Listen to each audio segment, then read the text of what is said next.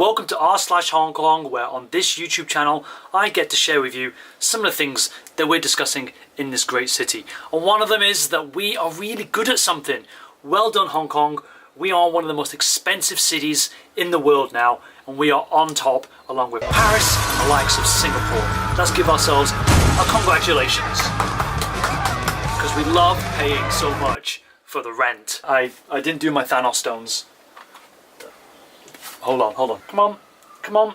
There we go. That's the Mind Stone. I can see a bald patch. There we go. We're done. What else can we celebrate as Hong Kongers living in this fine city? What about the greatest number of tourists ever to visit one location in a given year? Hong Kong broke the record again. And here is actual footage of a webcam in TST showing the effects of visitors to the area. Behold all that glorious money. Yay! Don't worry about the pavement or the side streets. That'll sort itself out. Anyway, dear tourist, when you get here, you have to make sure that you don't say 谢谢 to the locals. What you need to say are these Chinese words, as deleted points out. Guailo, umgoi, local. Guailo, umgoi, local. Guailo, umgoi, local. Guailo, thank you, local. But actually what you're supposed to say is umgoi, goi, not umgoi, umgoi, umgoi, umgoi.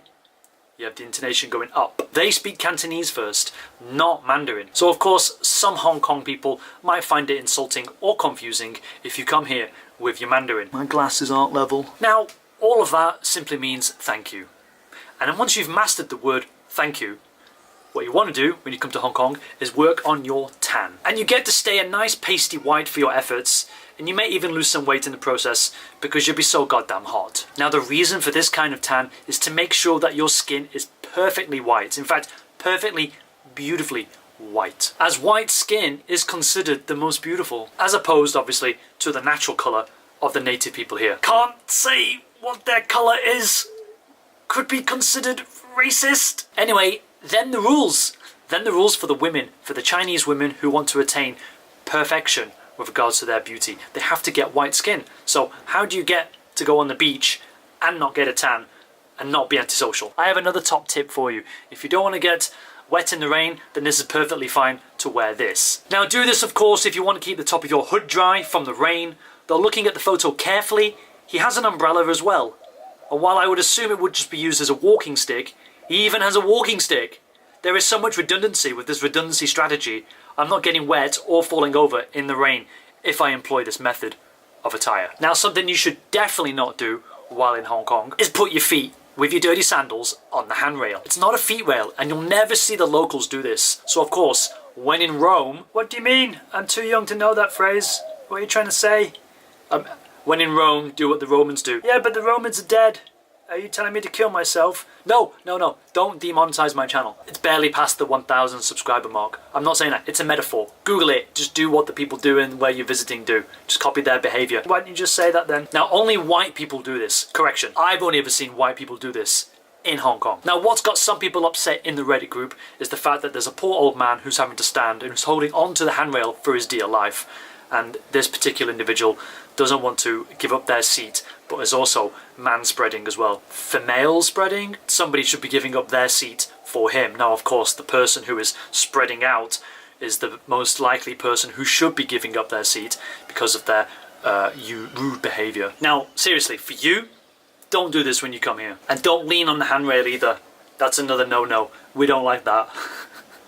It's just for your hands. Once you've navigated how to get around without offending anybody, and once you've figured out how to get a tan without upsetting yourself, why not watch a documentary? Ending this video on a positive, there were 2 documentaries shared this week in the Reddit group. One of them was created by a fellow Redditor who basically wanted to share what it's like to own a family-run fast food shop in Sham Shai Po, one of the poorest areas in Hong Kong. It's a short documentary under the 5-minute mark explaining what it's like to own a fast food shop in Hong Kong. Along with that, it shares some of the challenges of what it's like to own such a shop. And it's pretty awesome that someone has taken an interest in these kinds of people who, for the most part, we can all take for granted when we want to get something to eat. But did I mention surfing? Yes, because did you know that you can actually surf in Hong Kong? The other video shared this week on Reddit was a surfing video, and one of the main interesting points about it was the fact that there was a silver surfer, somebody who's basically over 60 and is surfing. Now, of course, the video is using her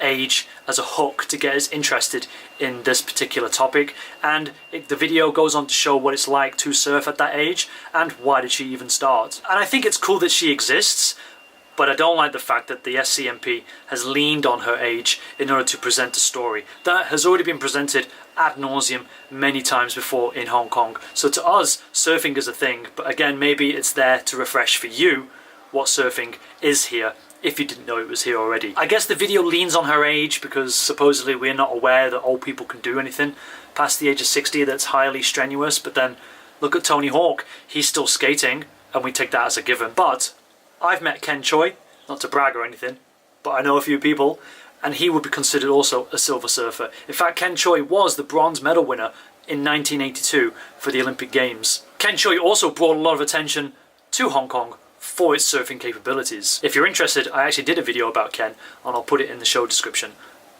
down below. Now, just as a little bit of extra follow-up, Ken is mentioned in this article from 2004, which goes on again to talk about women doing surfing. It's kind of weird that we can see a sort of theme here. Oh my god, there's a woman surfing. Oh, let's write an article about it. That'll get people interested. It's amazing how much we lean on the female body or other females' interest in something that could be seen as a male-only sport or a foreigner's sport. It's kind of crazy, but it's also, I guess, it is trying to broaden people's minds, but it's also very limited in the sense that, oh, I didn't know that was a thing.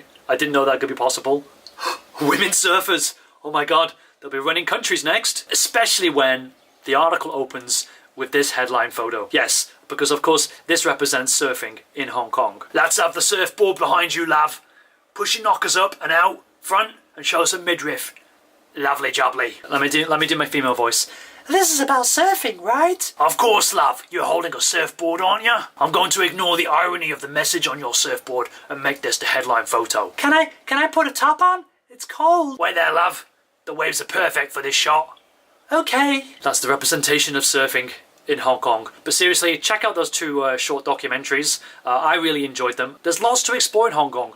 Who'd have known? I think you've learnt a lot today. And everything that I've referred to is in the description down below. And join us in the Reddit group. Go to r/HongKong on Reddit and click subscribe and check out the things that we're talking about if you're interested in Hong Kong, of course. Oh, and especially if you're over 60 and you can surf the web. We definitely want you, because then we can write an article about old people using the subreddit group. Okay, thanks for watching.